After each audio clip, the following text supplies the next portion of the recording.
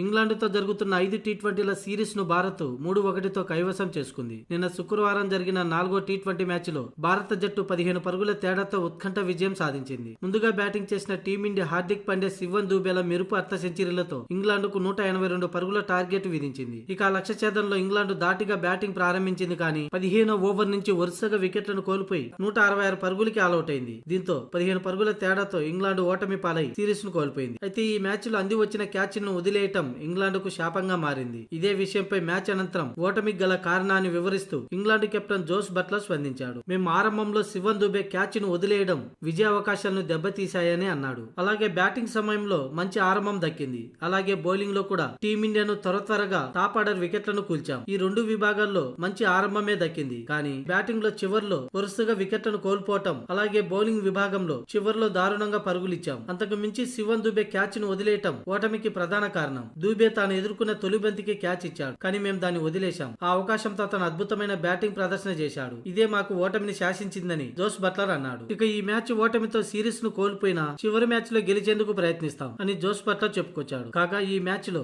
79 పరుగులకి 5 వికెట్లు కోల్పోయి పీక లోతులు కష్టాల్లో పడ్డ జట్టును 87 పరుగుల భాగస్వామ్యంతో హార్దిక్ పాండ్యా, శివన్ దూబే ఆదుకున్నారు. అయితే శివన్ దూబే తొలి బంతికే స్లిప్ లో క్యాచ్ ఇవ్వగా బట్లర్ నేలపాలు చేశాడు. ఈ అవకాశంతో దూబే హాఫ్ సెంచరీతో చెలరేగాడు. అలాగే హార్దిక్ పాండ్యా కూడా హాఫ్ సెంచరీ చేయడంతో టీమిండియా భారీ స్కోరు చేసింది. ఇక ఆ లక్ష్యాన్ని అందుకోలేక 15 పరుగుల తేడాతో ఇంగ్లాండ్ ఓటమి పాలైంది.